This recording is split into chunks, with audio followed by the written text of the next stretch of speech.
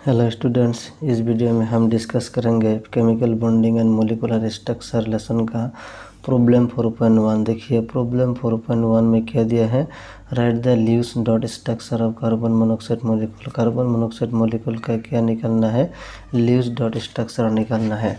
सो Luce dot structure निकालने के लिए देखिए कुछ स्टेप में करना होगा। स्टेप नंबर 1 क्या है, देखिए count the total number of valence electrons of carbon and oxygen. मतलब इस एलिमेंट जो एलिमेंट दिया होगा कंपाउंड का, वो कंपाउंड के इस एलिमेंट को क्या करना होगा, total number of valence electron निकालना होगा।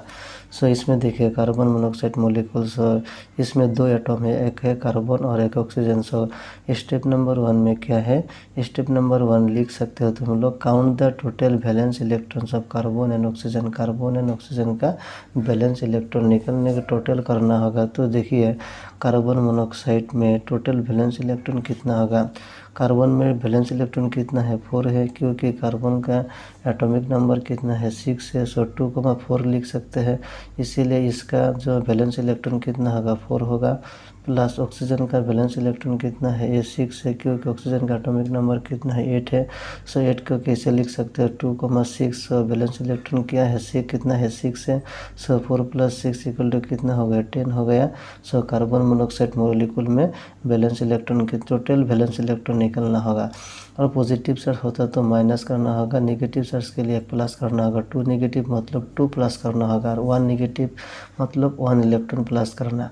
और पॉजिटिव चार्ज के लिए 1 पॉजिटिव अगर हो तो 1 माइनस करना, 2 पॉजिटिव हो तो 2 माइनस करना। ओके, सो इसमें देखिए कोई पॉजिटिव नेगेटिव चार्ज नहीं है, न्यूट्रल है, इसीलिए कार्बन का जो वैलेंस इलेक्ट्रॉन है, ऑक्सीजन का वैलेंस इलेक्ट्रॉन जस्ट ऐड करना।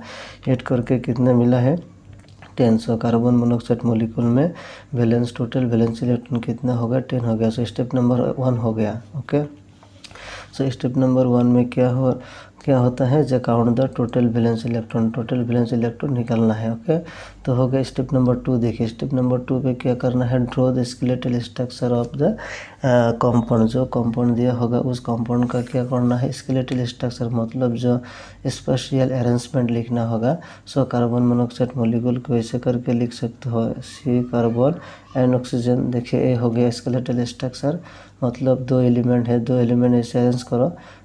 ऑक्सीजन यहाँ पर भी दे सकते हो, नीचे भी दे सकते हो, ऊपर भी दे सकते हो, कोई प्रॉब्लम नहीं होगा। सो स्टेप नंबर 2 में क्या होगा, draw the skeletal structure. So step number 2 हो गया। अब स्टेप नंबर 3 देखिए क्या दिया है, draw a single bond 1 shared electron pair between each atom to complete the octet on corner atom. देखिए ये स्टेप बहुत इंपॉर्टेंट है।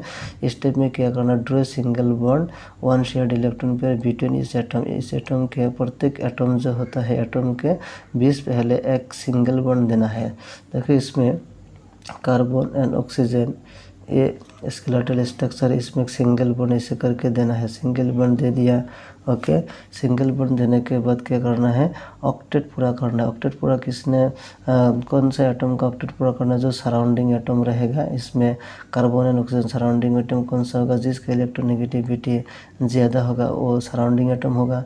सो कार्बन से ऑक्सीजन का इलेक्ट्रोनेगेटिविटी ज़्यादा है, सो ऑक्सीजन एटम सराउंडिंग में रहेगा, एंड कार्बन एटम जो सेंटर होगा, इसमें सेंटर एटम कार्बन को कंसीडर करना होगा, एंड सराउंडिंग एटम किसको कंसीडर करना होगा, oxygen atom. So oxygen atom and carbon atom के बीच एक सिंगल बॉन्ड दिया है, मतलब 1 इलेक्ट्रॉन पेयर दिया है। अब जो एक कॉर्नर एटम और सराउंडिंग एटम, ये सराउंडिंग एटम का क्या करना है, ऑक्टेट पूरा करना है। तो देखिए इसमें तो 2 इलेक्ट्रॉन ऑलरेडी है। सो और 1 2 3 4 5 6, देखिए सो 1 2 3 4 5 6 7 8 हो गया।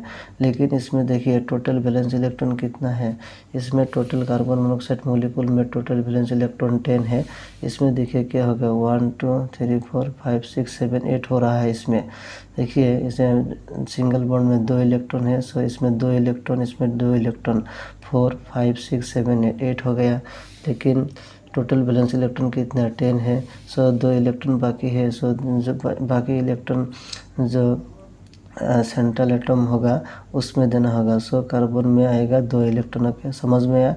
सो जो ऑक्टेट पूरा करने के बाद अगर इलेक्ट्रॉन बचेगा, इलेक्ट्रॉन ज़्यादा हो तो इलेक्ट्रॉन कहाँ पर देना होगा, जो सेंट्रल एटम रहेगा, दैट मीन जो इलेक्ट्रोनेगेटिविटी कम होगा उसमें देना होगा। ओके, तो ये हो गया इसका जो total number of electron 10 already हो गया। अब क्या देखना है, ऑक्टेट कार्बन का पूरा होगा कि नहीं। ऑक्सीजन का ऑलरेडी तो पूरा हो गया, अब कार्बन का देखना होगा, कार्बन का ऑक्टेट पूरा हुआ या नहीं। तो इसमें देखिए कार्बन में इलेक्ट्रॉन कितना है, इसमें 2 इलेक्ट्रॉन है, इसमें 2 इलेक्ट्रॉन, 4 इलेक्ट्रॉन हो गया।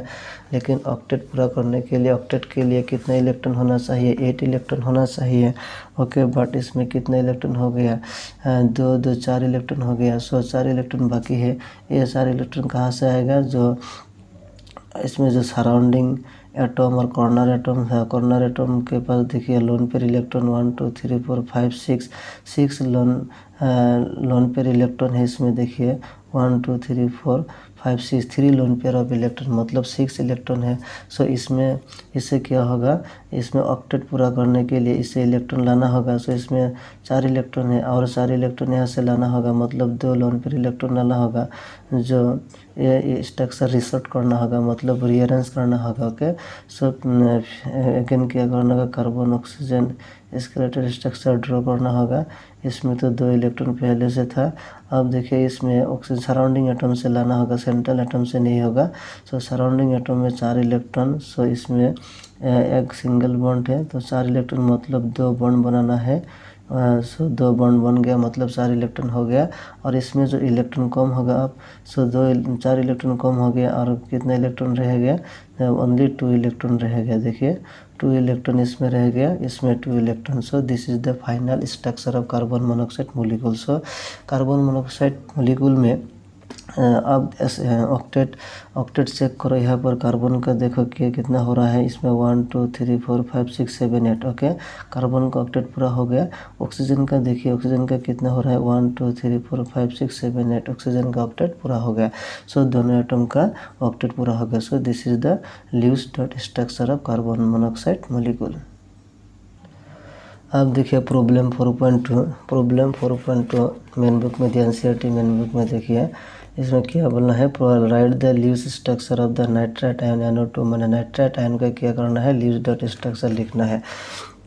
और एक इसमें ध्यान में समझ में रखिए कि स्टेप 1 स्टेप 2 स्टेप 3 जो है, अगर एग्जाम में आए तो स्टेप 1 स्टेप 2 स्टेप 3 नहीं लिखने से होगा, लिखने से भी होगा। अगर नहीं लिखे तो जस्ट ये लिखना है डायरेक्ट 1 मार्क के लिए, 1 मार्क ही रहेगा। अगर 2 मार्क रहेगा तो स्टेप लिखना है, और ओनली 1 मार्क रहेगा तो जस्ट ये स्ट्रक्चर लिखना है। Okay, so step 1 step 2 step 3 लिखना नहीं चाहिए, बट ये याद रखना चाहिए, क्योंकि जब तुम स्ट्रक्चर ड्रॉ करोगे तो स्टेप का ज़रूरत होगा, इसीलिए पहले स्टेप को याद रखना, बाद में जो फाइनल स्ट्रक्चर आएगा वो लिखना। ओके, सो प्रॉब्लम 4.2 में देखिए क्या है, right the Lewis structure of the nitrite ion NO2 minus. NO2 minus का क्या करना है, ल्यूइस डॉट स्ट्रक्चर निकलना है। तो पहला स्टेप क्या था, पहला स्टेप देखिए फिर से देखिए, इसमें count the total valence electron, total valence electron निकलना है। सो नाइट्राइट मॉलिक्यूल, नाइट्रोजन का वैलेंस इलेक्ट्रॉन कितना है, 5 होगा, क्योंकि नाइट्रोजन का जो टोटल नंबर ऑफ इलेक्ट्रॉन कितना है, 7 को कैसे लिख सकते हैं, 2,5। सो वैलेंस इलेक्ट्रॉन 5 हो रहा है। ऑक्सीजन का कितना 6 है, लेकिन ऑक्सीजन कितने 2 एटम है, सो 2 × 6 लिखना होगा। अब देखिए माइनस चार्ज के लिए 1 नेगेटिव चार्ज है, सो नेगेटिव चार्ज के लिए 1 प्लस करना होगा, एंड अगर पॉजिटिव चार्ज हो तो माइनस करना चाहिए था। ओके, सो इसमें माइनस हो रहा है, इसीलिए 1 पॉजिटिव करना होगा, 2 माइनस हो तो 2 प्लस करना। ओके, सो देखिए 5 + 2 × 6 मतलब कि हाँ 12 + 1। सो 5 + 12 17 + 1 = 18।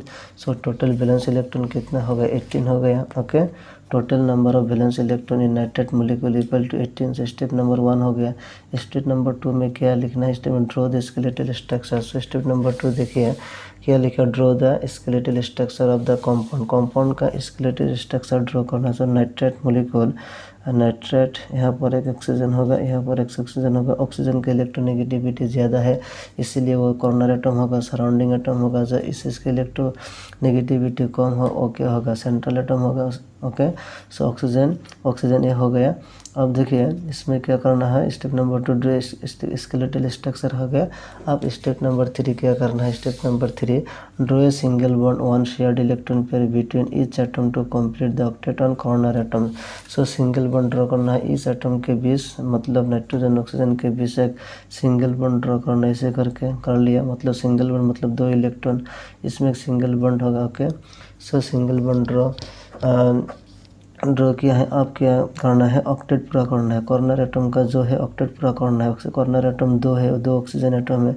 सो इसमें 2 इलेक्ट्रॉन हो गया। सो 2 इलेक्ट्रॉन 2, यहाँ 3 4 5 6 7 8 ओके हो गया। इसमें देखिए 1 2 3 4 5 6 और 1 पर इलेक्ट्रॉन है। सो इसमें ऑक्टेट पूरा हो गया। अब टोटल इलेक्ट्रॉन इसमें कितना, 18 इलेक्ट्रॉन है। 18 इलेक्ट्रॉन जो टोटल इलेक्ट्रॉन काउंट करो, इसमें कितना हो रहा है, 1 2 3 4 5 6 7 8 9 10 11 12 13 14 15 16 इलेक्ट्रॉन हो गया। 2 इलेक्ट्रॉन बच गया क्योंकि टोटल वैलेंस इलेक्ट्रॉन कितना है, 18 है, लेकिन इसमें कितना इलेक्ट्रॉन हो गया, 16 इलेक्ट्रॉन हो गया। 2 इलेक्ट्रॉन बाकी है। वो 2 इलेक्ट्रॉन कहाँ पर लिखना है, जो नाइट्रोजन सेंट्रल एटम होगा, जो बाकी इलेक्ट्रॉन रहेगा वो किस में देना होगा, सेंट्रल एटम में देना होगा। ओके। सो नाइट्रोजन एटम में वो 2 इलेक्ट्रॉन हो गया। अब देखें इस एटम का ऑक्टेट चेक करो, यह तो ऑक्टेट पूरा हो गया, ये भी तो ऑक्टेट पूरा हो गया। नाइट्रोजन एटम देखो, नाइट्रोजन एटम इसमें 2 इलेक्ट्रॉन, इसमें 2 इलेक्ट्रॉन, कितना हो गया, 4 इलेक्ट्रॉन, इसमें 2 इलेक्ट्रॉन, 6 इलेक्ट्रॉन हो गया। तो इसको 6 इलेक्ट्रॉन हो गया, 6 इलेक्ट्रॉन, लेकिन 6 इलेक्ट्रॉन इसमें और 2 इलेक्ट्रॉन का ज़रूरत है। ओके, क्योंकि ये ऑक्टेट पूरा नहीं हुआ, इसलिए 2 इलेक्ट्रॉन इस ऑक्सीजन से ला सकते हैं और इस ऑक्सीजन से ला सकते हैं। सो जो नेक्स्ट स्ट्रक्चर होगा इसमें, सो नाइट्रोजन, ये मतलब 2 लोन पेयर ऑफ इलेक्ट्रॉन है। इसमें ऑक्सीजन देखो 1 2 3 4 5 6 7 8 दिया। इसमें यहाँ से इस ऑक्सीजन एटम से अगर 2 इलेक्ट्रॉन ले लाते हो तो और एक बॉन्ड बन जाएगा। सो डबल बॉन्ड हो गया। सो ऑक्सीजन यहाँ पर कितना इलेक्ट्रॉन रहेगा, 1 2 3 4 इलेक्ट्रॉन रहेगा, क्योंकि 2 इलेक्ट्रॉन यहाँ पर बॉन्ड फॉर्मेशन कर दिया। ओके। सो और इसमें क्या है, एक नेगेटिव चार्ज है। सो इसे ब्रैकेट देने के बाद क्या लिखना होगा, इसे 1 नेगेटिव देना होगा। सो ये होगा ल्यूज dot structure of nitrate molecule. अगर देखो इसमें डबल बॉन्ड यहाँ पर दे सकते हो, यहाँ पर देने से इलेक्ट्रॉन यहाँ से आएगा और यहाँ पे सिंगल बॉन्ड ही रहेगा। ओके, ये हो गया Lewis dot structure of nitrate molecule. So देखिए अगर एग्जाम में पूछेगा जस्ट यही लिखना है। स्टेप नंबर 1 में क्या करना है, total number of valence electron count करना है।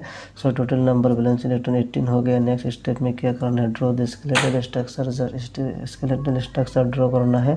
स्केलेटल स्ट्रक्चर ड्रॉ करने के बाद जो 18 इलेक्ट्रॉन है वो जो सेंट्रल एटम होगा, वो सराउंडिंग एटम होगा और कॉर्नर एटम होगा। कॉर्नर एटम का ऑक्टेट पूरा करना है। ओके, और कॉर्नर एटम ऑक्टेट पूरा करने के बाद जितना इलेक्ट्रॉन बच गया वो इलेक्ट्रॉन क्या करना है, सेंट्रल एटम में देना होगा। अब सेंट्रल एटम का ऑक्टेट चेक करना है कि हर एटम का ऑक्टेट चेक करना है। अगर सेंट्रल एटम का ऑक्टेट पूरा नहीं हो तो सराउंडिंग एटम से इलेक्ट्रॉन लाके डबल बॉन्ड और ट्रिपल बॉन्ड बना के क्या करना होगा, ऑक्टेट पूरा करना होगा। So this is the final ल्यूज dot structure of nitrate molecule. तो दिस इज द आंसर।